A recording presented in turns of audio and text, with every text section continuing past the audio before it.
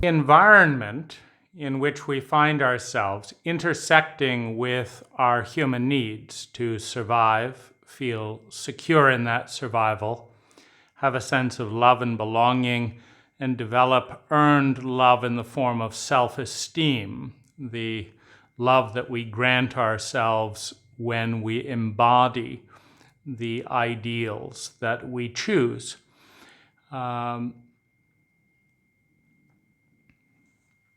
Identity is the habit of thinking, feeling, doing, and speaking that we create to interact with an environment and achieve our human needs in the process. Honor and respect of identity equals healthy relationship, meaning an identity will be a pattern of energy that we will identify with. We will say, that's me, and I know that's me because I'm the one that thinks that, says that, does this in this way at this time. That's how I know it's me. That's what makes it an identity, is a pattern. The honor and respect shown to an identity leads to a healthy relationship, leads to a healing relationship.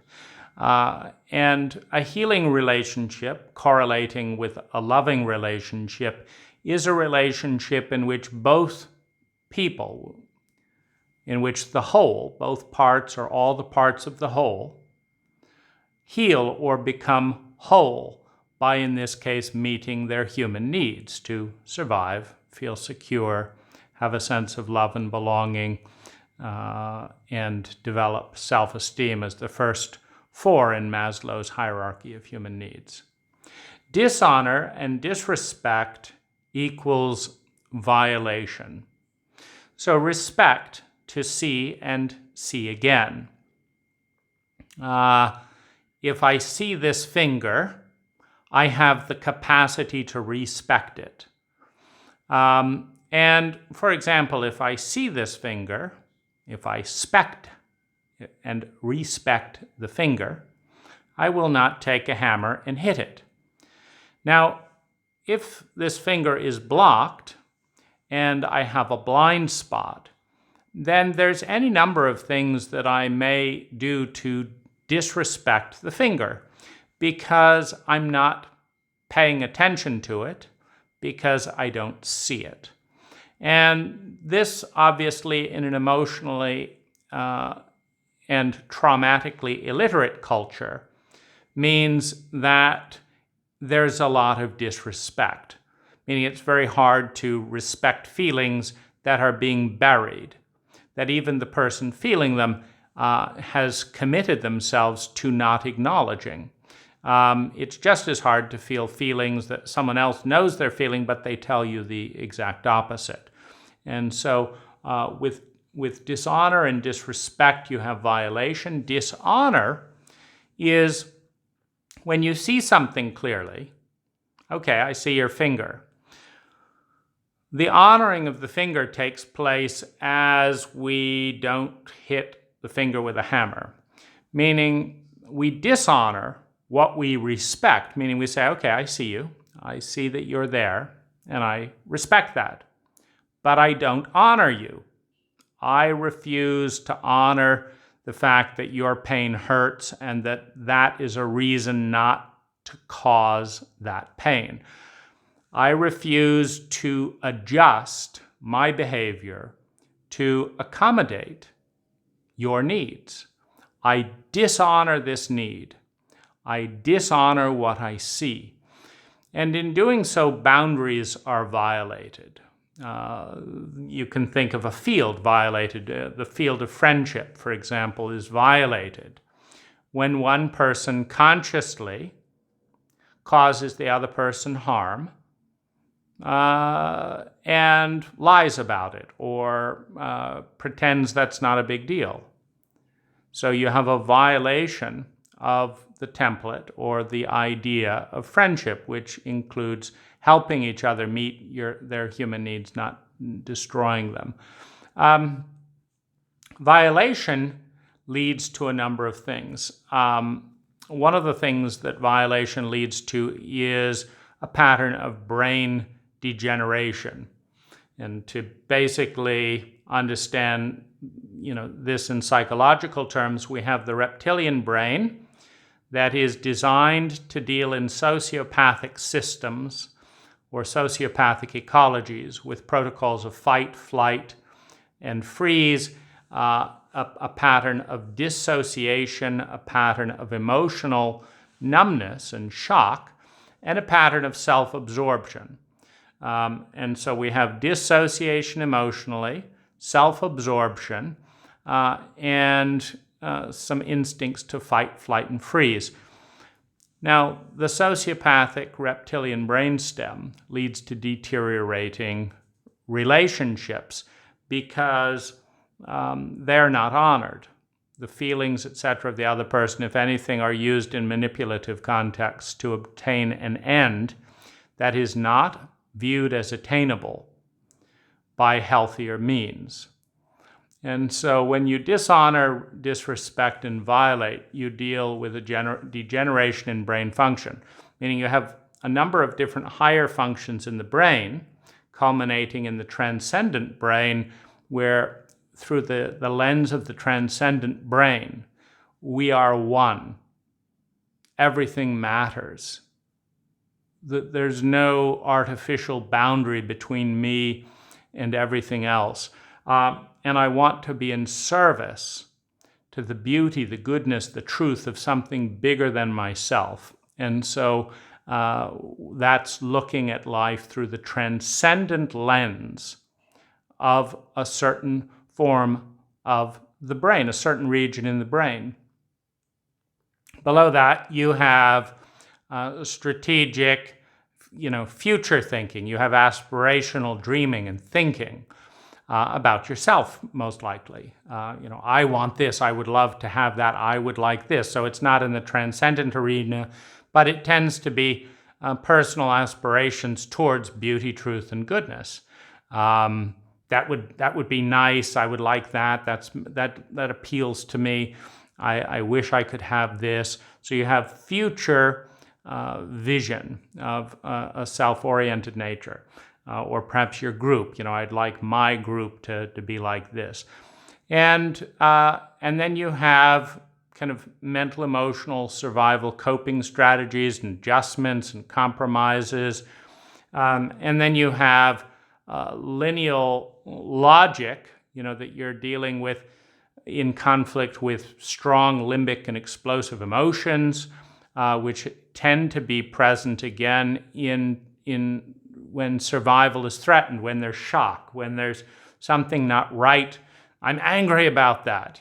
You don't tend to feel furious when everyone's needs are being met, but when needs are being violated for yourself and other people, there are these strong animal, emotions and instincts that are designed to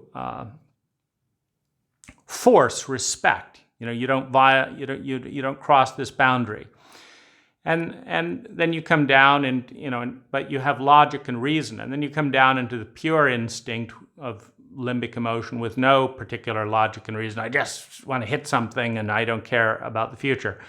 And then finally you come down into the reptilian brainstem.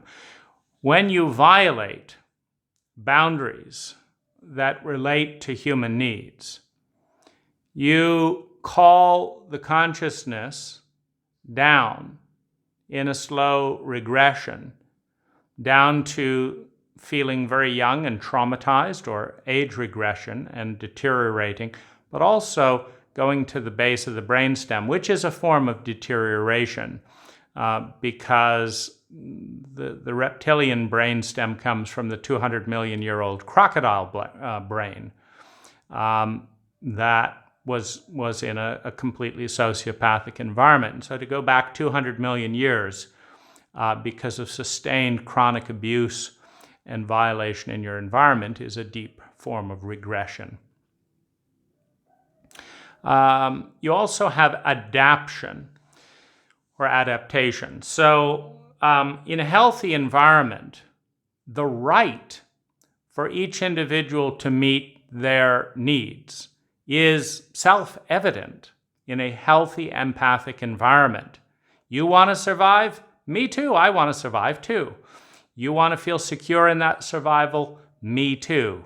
I want to feel love and belonging. What? You want to feel love and belonging too? Amazing. Of course, these are self-evident things. Now, it takes a certain amount of incompetence, ignorance, and sociopathic disconnection to come up with an equation that says, oh, I want to feel survival, security, love, and belonging. But you, I don't really care. It doesn't matter to me whether you survive or not, as long as I survive. And what this puts into motion is a sociopathic set of behaviors. It puts into motion a sociopathic set of behaviors because I'm now willing to behave in a way that increases my survival while it simultaneously decreases your survival. Now, this is a very important thing because you can no longer come to me on the basis that I have a human need. Please help me meet it. Because we're not looking at the world in the same way. I'm looking at the world in the sense that I have a right to exist just like you have a right to exist. But you're looking at me as if, frankly, the world would be better if I didn't exist, more for you. In other words, you're interacting through the reptilian brainstem through a sociopathic lens. Now, what this means is that you can no longer engage directly. I need this, you need this, therefore we will interact. No. When there is dishonor, disrespect, and violation, and it induces the reptilian brainstem, now the only way to interact is if everything I do is good for you. Now, I may need to engineer this. For example, let's say a computer virus repair person says, can I have some help? And everyone says, no, I'm not interested. And so he knows how to write a computer virus.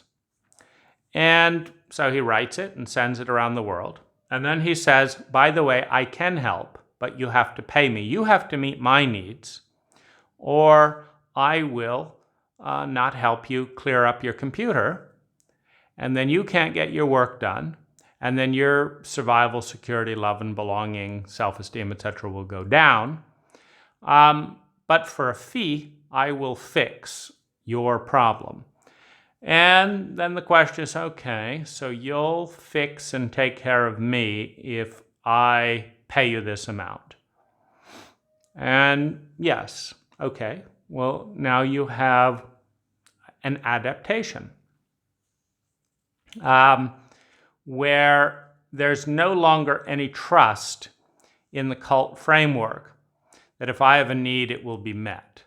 To survive, to feel secure, to have a sense of love and belonging. There's no safety around that because there's a sociopathic brainstem that's making the decision. And so the adaptation is I will figure out how to meet a need of yours. I will figure out how to meet a need of yours if you meet a need of mine. Meaning I need money to survive. You have money.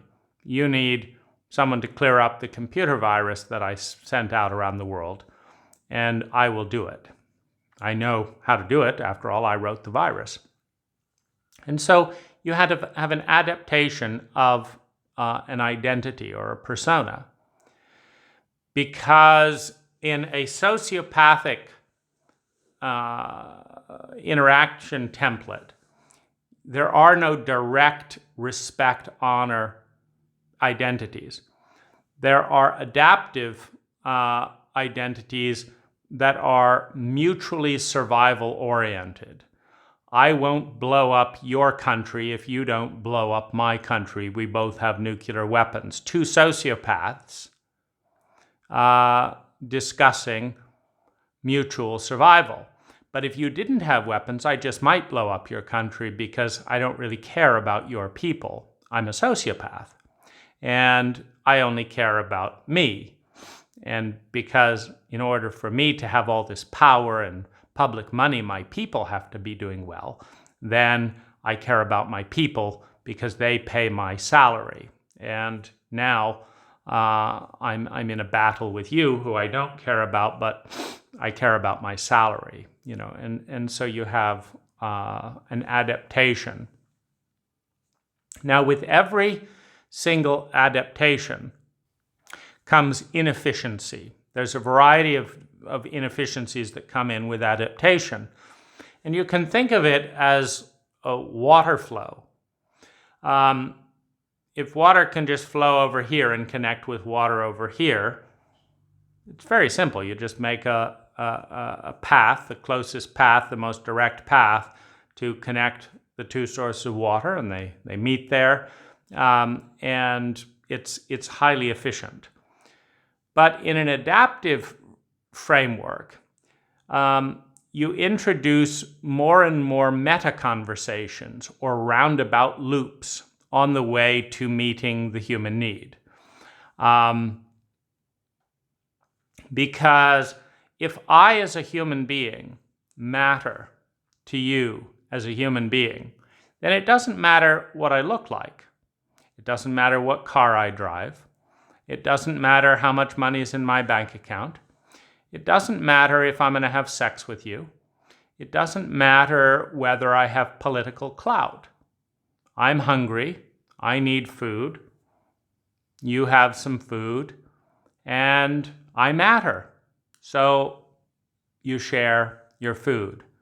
And the other, it works both ways. You're hungry. You need food. I have some food. Here's some food. You're lonely. Come and join me at our table. You're sad. How can I listen to you? You're frustrated. Where do you need help? You have a sociopath, you have an empathic framework. And it doesn't require me to wear clothes from Gucci. It doesn't require me to drive a Lamborghini. It doesn't require me to have a 5,000 square foot mansion. It doesn't require me to have a university degree in politics. It doesn't require that because I'm valuable as a human being. And we all have the same human needs. You see, a 7-year-old child is capable of helping someone survive, feel secure, and have a sense of love and belonging. A 7-year-old can give a warm hug. A 7-year-old can give acknowledgement and say, you matter. A 7-year-old can share a piece of bread. A 7-year-old can say, sure, sleep there. This is not complicated to meet the needs for survival, security, love and belonging, and self-esteem is a little bit more complicated. But it's also less critical that it's met by another person. Survival, security, and love and belonging are all dependent on other human beings. Meaning if your mother doesn't want you to survive and you're a 2-pound infant, she just kills you. She kills you with an abortion. She kills you with a knife. She smothers you. She ignores you. She sends you off to an orphanage. If she doesn't care about you, there's a million different ways mom or dad can kill you or diminish you physically. And the same is true with security. If your security doesn't matter, as long as the baby isn't too much of an inconvenience, it can live. And, if it gets in the way or happens to run under the tractor as we're out driving around, well, then such is life, c'est la vie. It doesn't really matter if this child survives. And that makes a huge difference in whether an infant survives or not. Is there a vested interest or a commitment on the part of the parent and on the part of the culture and government? If you've got a government, the Chinese government has said a one-child policy, and boys are more valuable than girls, so girls get dumped into garbage pails so that the one child can be a boy, or you've now had a second child, and we don't really, we didn't want it. Or the government doesn't want it. The parent wants it, and the government is going to try and, kill them, ship them overseas, etc. But certainly, we are dependent on other people for survival, security, love, and belonging. And so the efficiency is what we're looking at. It's incredibly efficient to have an empathic, need-based relationship where we all understand that these are our needs. And if anyone in our circle has one of these needs, we will automatically and empathically respond. You've got incredible efficiency. Now, in a very inefficient framework, you don't matter at all. Your money matters. How you make me look matters. What you can do for me matters. And so you don't matter as a human being at all. But if you get $200,000 in student debt and get this degree and buy this car and make me look good, then I will meet your need for love and belonging, which is really meeting my need for survival and security. And so we'll partner up, not because you're valuable. If you lose all that money in that car, I'll just go find someone else, because I don't care about you. I care about your ability to meet certain needs or preferences of mine. And this comes from a reduction in brain function, meaning a traumatized individual without traumatic repair will function primarily through the reptilian brainstem. And the reptilian brainstem presumes that the world is sociopathic. And the reason for that presumption is that trauma occurred repeatedly and was not repaired. Well, that is the definition of a sociopathic environment, because if trauma, the single most important phenomena to cause pain and shock and all that in a human's life, goes unrepaired, it means that human beings don't matter in that environment. Well, if human beings don't matter in that environment, the empathic brain is in real trouble. So we better bring on the sociopathic reptilian brain to cope in what is by definition a sociopathic and reptilian environment. But when you are dealing with reptiles, you do not get anything that you want from them unless you negotiate to give them something that they want. Because a reptile has no empathy. A reptile would eat a child. Who cares? What do you mean it's a helpless child? I don't care. I'm just trying to survive. A reptile will rape a child. A reptile will steal from the poor. An empathic human being operating from a higher brain function will show interest and will defer to the person who has the highest need. A highly mature and compassionate human being in a state of grief from the loss of a good friend may still notice a beggar, someone who has no place to sleep, and say, you're at a lower level of need. I'm in grief. which is the need to have a new sense of love and belonging. So I'm at level 3, but you're at level 1. Empathy dictates that the prioritization goes to finding a safe legal place to sleep, meaning everyone should be at level 1 before we worry about the people who haven't got security of sleeping. So, and then everyone should be secure in their survival before we move on to love and belonging, and everyone should have a basic sense of love and belonging before we get into the often cult absurdities of sexual attractiveness and this and that and the other.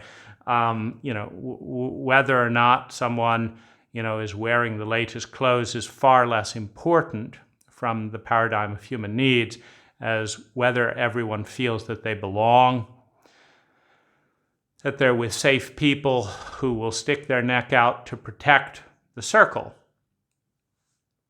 And when that is not there, then the manipulative adaptive personas that try and pivot a reality in which it is in someone else's self-interest to help us survive emerges, and those are less efficient personas. And so we have a lower level of cult intelligence. Then we have covert and secret. So when the truth of human need is dishonored and disrespected, leading to violation, there is an increase in secrecy and covert agendas and activity. Covert agendas, covert activity. Now, covert and secret protocols are more efficient, or they're more efficient in a sociopathic environment. Because if you have a need that is not being met, and nobody gives a damn about you, then it is more efficient in the short term to meet your needs secretly. However, the amount of energy that it takes to guess everyone's secrets is immense, and they don't guess them correctly.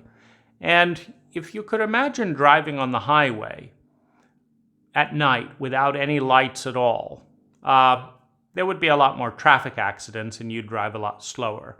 The reason for that is you wouldn't see the other car, particularly if the moon wasn't out and stuff, and so you don't see the things that are secret and hidden. When you don't see them, you violate them. I didn't see you there. That's why I ran into you. Of course. Well, that's why we have headlights and blinkers and all of that, so that you can see. And as soon as you see clearly, you stop hitting people.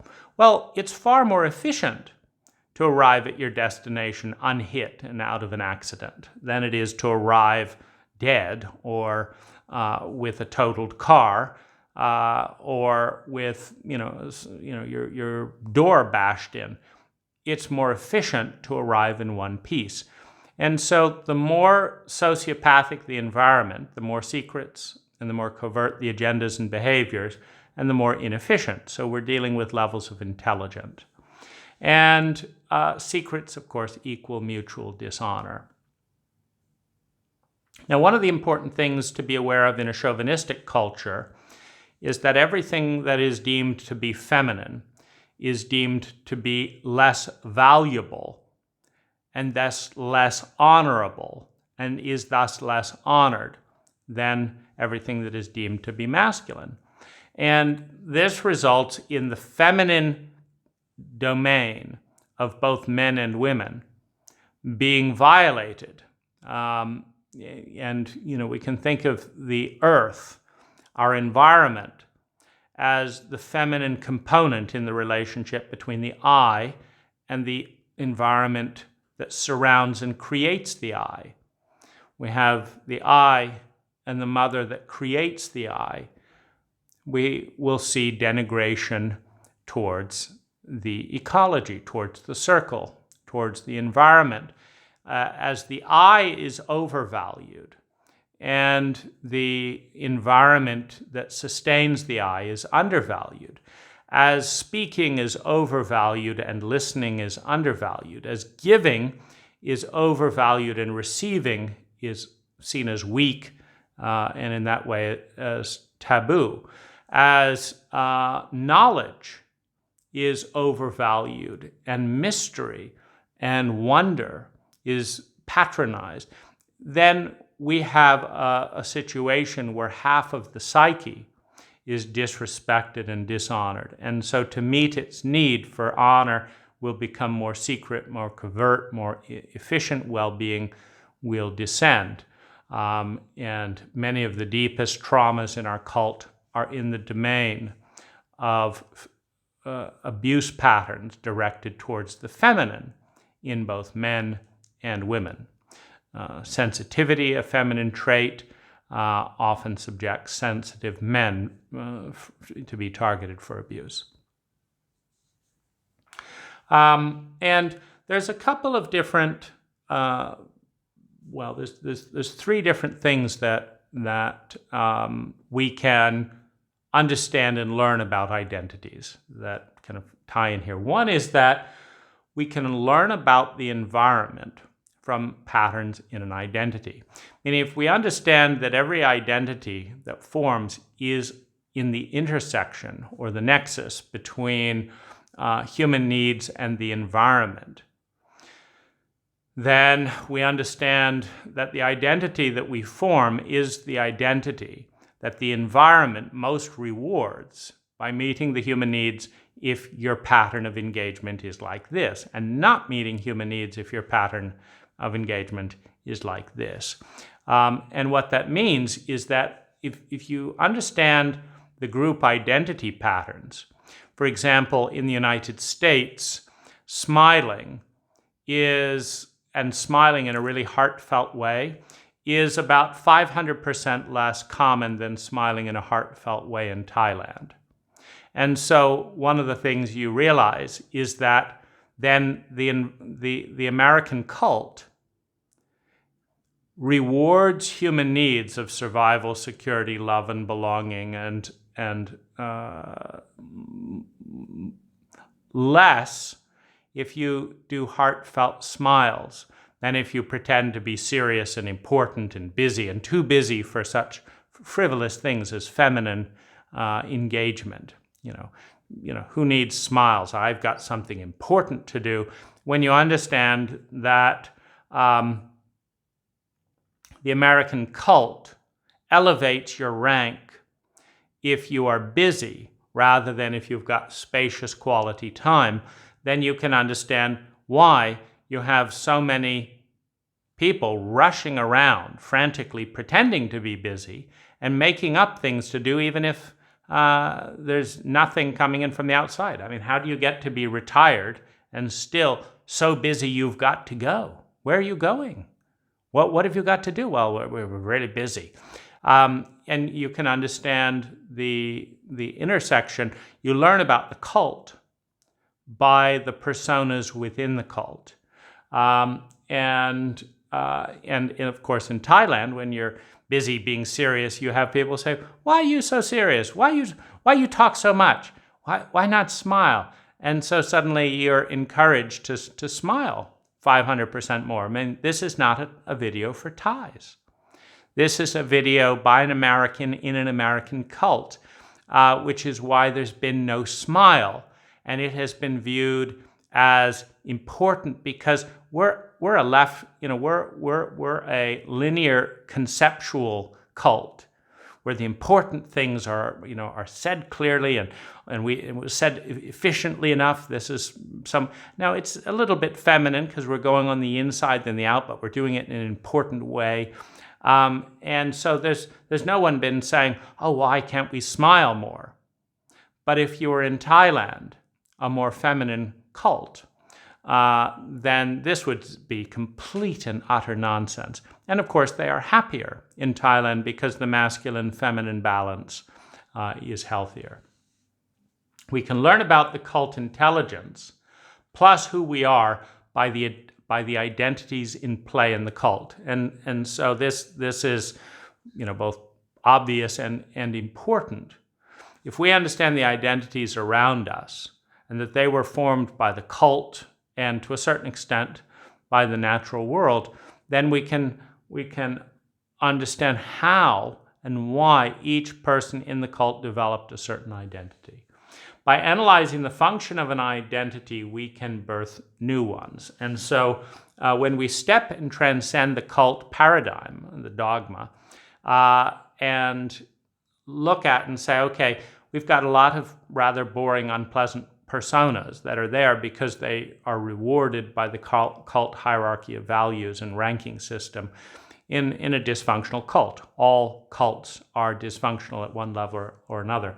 Now we can say, well, what would be a more direct and easy way to meet our human needs for survival, security, love, and belonging? And we can